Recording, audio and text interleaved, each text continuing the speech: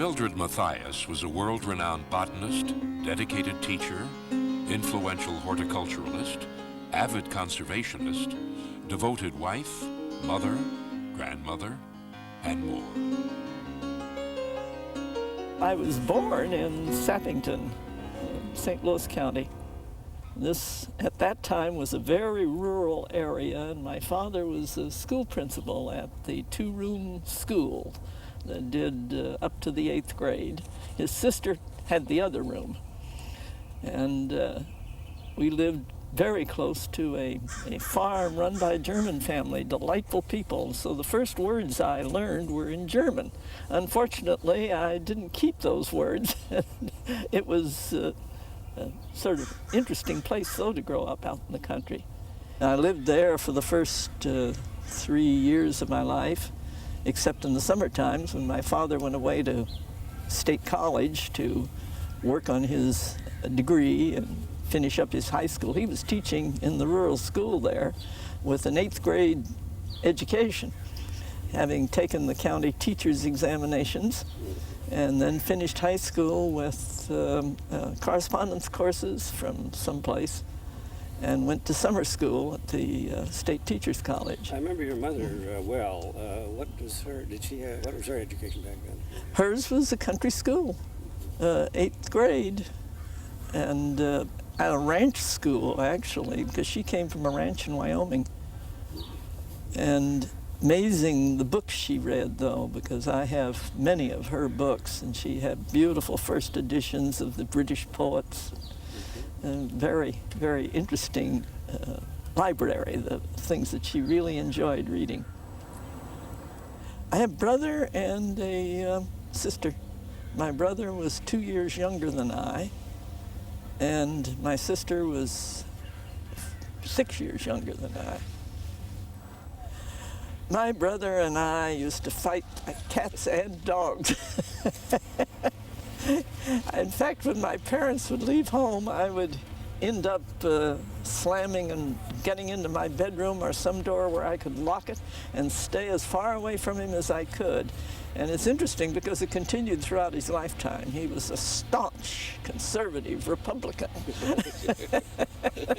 So we never did really get along. The Mathias family moved to St. Genevieve, south of St. Louis, on the Mississippi River, where they stayed for 4 years. We had a wonderful, big, old house up on the bluff overlooking the Mississippi River, and we could hear the showboats going by with their calliopes. We could go down to the docks and watch them unload bales of cotton. I mean, Old Man River was something we grew up with. It was really the way it was. From St. Genevieve, we moved on to Festus, which is still on the river, or very close to the river. And in fact, we used to use the boats when we'd go on the train to St. Louis to see my grandparents. We would come back down on the night steamboat. We went to St. Louis. My father actually took a lower salary to get up where I could go to the university. And they felt they couldn't afford to send me away to school, which of course I was dying to do. I had collected all the school catalogs of all the women's colleges in the country. I was going to stay in a dormitory and go to one of them, but even though the price was certainly a lot cheaper than it is now, my family couldn't afford it. And the only way they could afford to send me to Washington University was to have me stay at home, which of course was not what I had planned, but there was no solution to it. The tuition was terrible. It was $125 a semester. I also had transportation. Well, it's hard to believe because they're among the most expensive schools in the country these days. And when you think that when I went there, I paid $250 a year tuition. Of course, we paid for lab fees and taking the sciences. I always had a lot of lab fees. And just before we moved to St. Louis, we got our first car, a Model T Ford. And one of the reasons we got it was so that I could drive back and forth to school rather than do the hour and a half on the streetcar. I was a math major at that point, And that had math science with a math major and a science minor, because I wanted to be a high school teacher, and that was where the shortages were in the math science. And they really needed people, and I thought, well, that's a good place. I can be assured of a job.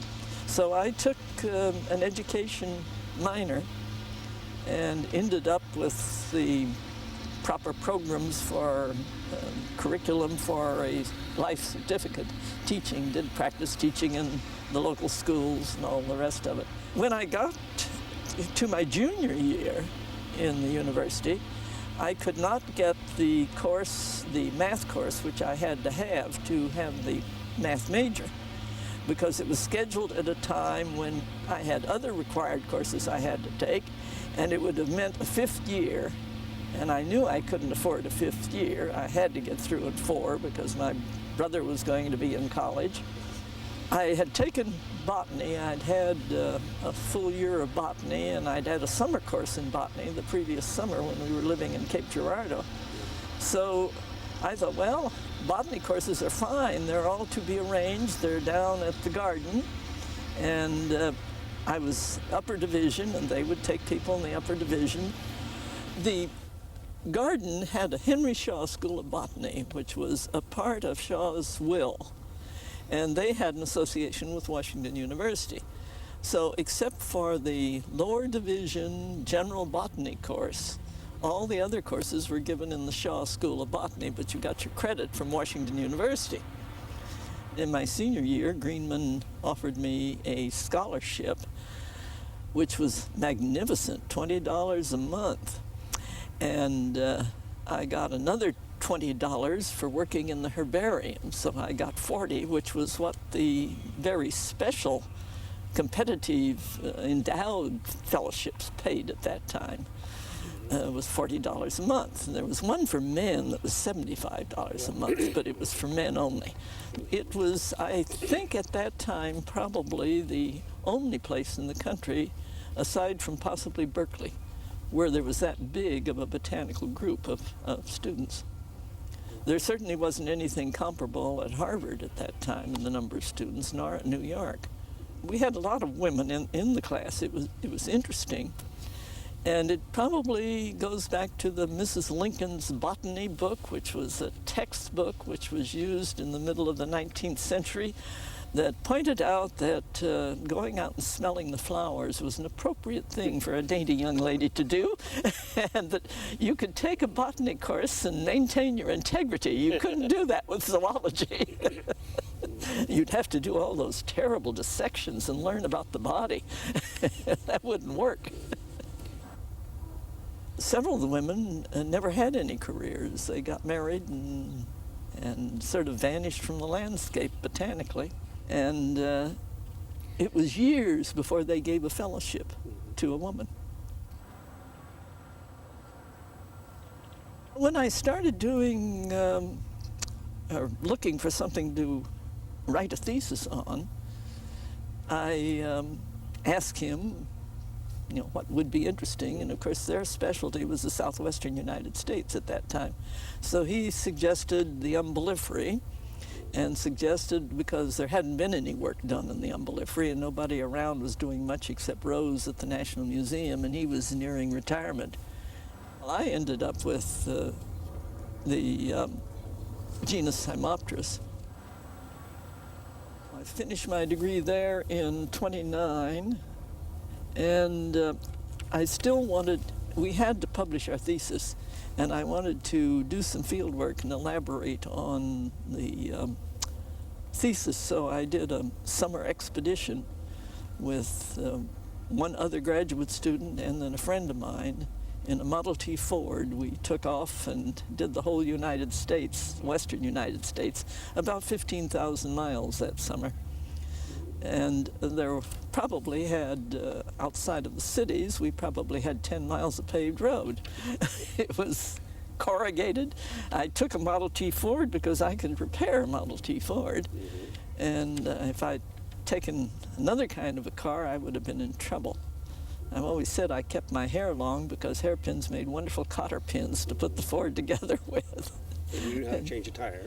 And oh yes, and I changed the tire with tire irons the hard way and repair the inner tube. And Well, you didn't have spare wheels then. You had no, you really had to work. I know the last day of the trip, we did 9 tires that day. My arms were in good shape. Oh, we had a great time with that Ford. From the Santa Fe area, we'd gone across to Flagstaff, Grand Canyon, southern Utah, and then came through to Los Angeles and came down over Sepulveda. Came through the valley and down that way and see this stark campus over there with the 4 buildings up on top of the hill. It's really surprising in many ways that I ended up at UCLA. Think of having seen it in 29 and then again in 30. I went back to St. Louis. I had an appointment at St. Louis, half-time instructor the year after I got my doctorate. And then I came out to California the next year when I married Gerald in 1930. And he was finishing his residency at Caltech for his doctorate. He had been in the same undergraduate class I was in, but we really didn't start going together, dating at all, until after I was in graduate school. After Dr. Mathias married physicist Gerald L. Hassler, the family moved back and forth across the country several times before settling in Southern California in 1944. In fall 1947, she enthusiastically accepted the position of herbarium botanist at UCLA. I called Carl Epling and said that I'd heard about this job he had at UCLA and could I apply for it. And he said I was definitely overqualified, and if I would wait until 1st of July, he would have the job upgraded and a salary that would be halfway decent. I told him I couldn't wait until the 1st of July. I'd be starved to death. This was August, so there had been 11 months away. And, well, he probably could arrange for something along about the 1st of January. And about a week later, school started, or 2 weeks later, school started, and he called me up and said, "Mildred, can you come and be my teaching assistant in my taxonomy class?" This was the first class after the war, and he had 26 students and 2 lab sections, and he felt he just couldn't manage that. So I came over 2 days a week and helped with that class and collected the plant material and so forth. And along about the 1st of December, I think, I got the position as herbarium assistant, something of the sort. I've forgotten the precise title. From a humble staff position in the UCLA Herbarium, Dr. Mathias earned an academic appointment in the 1950s, becoming one of the few women faculty members at UCLA. She became professor of botany in 1964. She was very active on campus, involved heavily in the teaching program, and served on many important committees to improve academic programs. I've never thought particularly about being a woman in the field. The reason I did not go on to be a math major was, as I said earlier, because of a conflict in the College of Letters and Science between other courses that I had to have. And the math I also had to have, and it would have made a 5th year, but the same course in calculus was given in the School of Engineering. And I went over and consulted the dean in the School of Engineering and was told we have never had a woman in the School of Engineering and we're not about to have one. Thank you.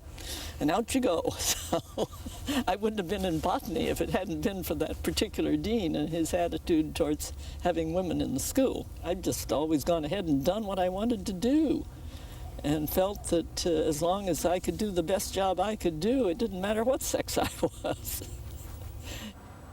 In 1930, when the UCLA campus was in its infancy, a botanical garden was established, extending southward from the bridge at Campus Center to Westwood Village. Dr. Mathias served as director of the Botanical Garden from 1956 until she retired in 1974. At the time that I went to UCLA, I got acquainted with the garden, I think largely because I was collecting material and taking classes, field trips down into the garden. And at that time, the garden came all the way up to approximately where the psychology building is now. The garden, of course, was threatened by construction, and when the plans came for putting in the geology, chemistry, and such, they would obviously have to fill the upper part of the garden. And all of us in the department agreed that we really couldn't justify keeping that upper part of the garden. It wasn't very usable. It was a narrow canyon. There weren't any plantings of importance in it. And we could justify a small teaching area, but not you couldn't even make a display garden out of the upper part. During her tenure as the garden's director, Dr. Mathias helped to introduce a diverse palette of botanically interesting and unconventional plants to the campus and Southern California. A major turning point in her professional career occurred in 1959, when Dr. Mathias joined a UCLA research team to screen tropical plants for new medicines. Dermot had become interested in the central nervous system, and particularly in plants that affected the central nervous system. He'd gone down to Peru looking at curare, and very much interested in curare, and decided that there probably were some more plants down there that were similar. And so he was financed by a couple of different drug houses and by the Department of Defense, which, according to the story, they were anxious to know all about these plants before somebody made potions and tried them out on us. They at least would be aware of what was coming on. We would ship in every week a dozen white rats and 100 white mice, and then do the LD50 tests with them.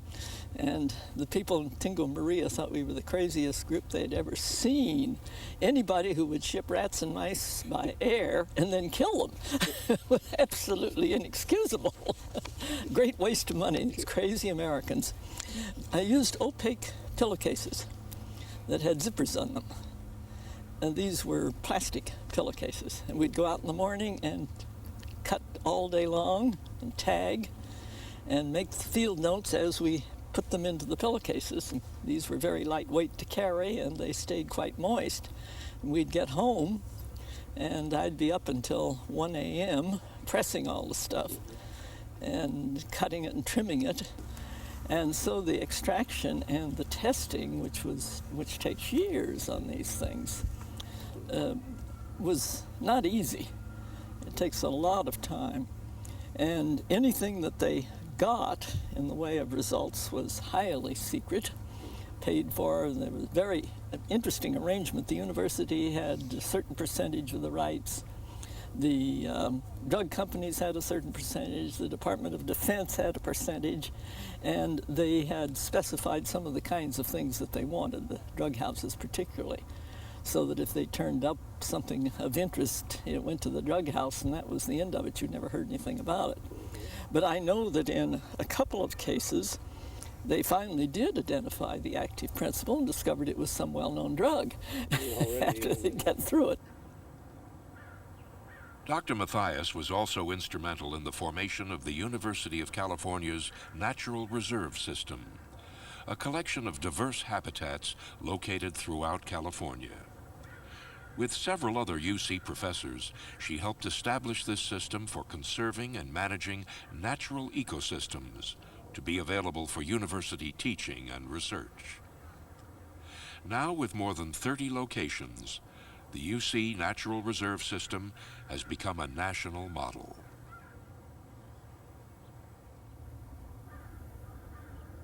Beginning with her important publications on the plant family Umbelliferae, Mildred Mathias had a long writing career. This included numerous influential books and pamphlets on horticulture for Southern California, which helped to change the landscape of California homes and gardens. Her pioneering contributions to California horticulture, coupled with her pioneering efforts in the tropics, led in 1964 to her recognition by the Los Angeles Times as one of 12 Women of the Year. Her contributions in botany, horticulture, and conservation were acknowledged by a cascade of prestigious awards.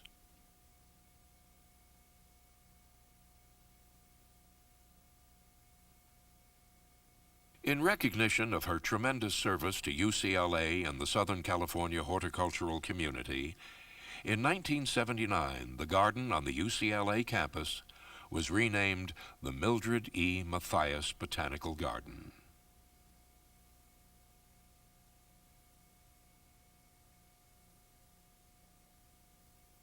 After I retired, I started extension trips because Extension had been after me to do a Christmas trip to Costa Rica for several years. The trips that I took were the first natural history trips and the first horticulture trips that were taken into Costa Rica by anybody. And now it's one of the most popular places in the world. The first time I went to the Amazon on an extension trip was with the Berkeley Extension Group. I came back and 2 years later started the UCLA trips to the Amazon. We concentrate more on conservation and the general ecology of the areas than on individual species, although it's very useful.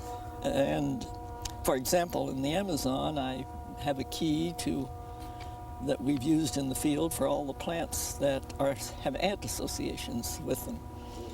And this is worth knowing because you don't want to lean against one or you'll get yourself in trouble. But we look at the useful trees, and of course, as you know, they have pretty good guides down there. They really know their country.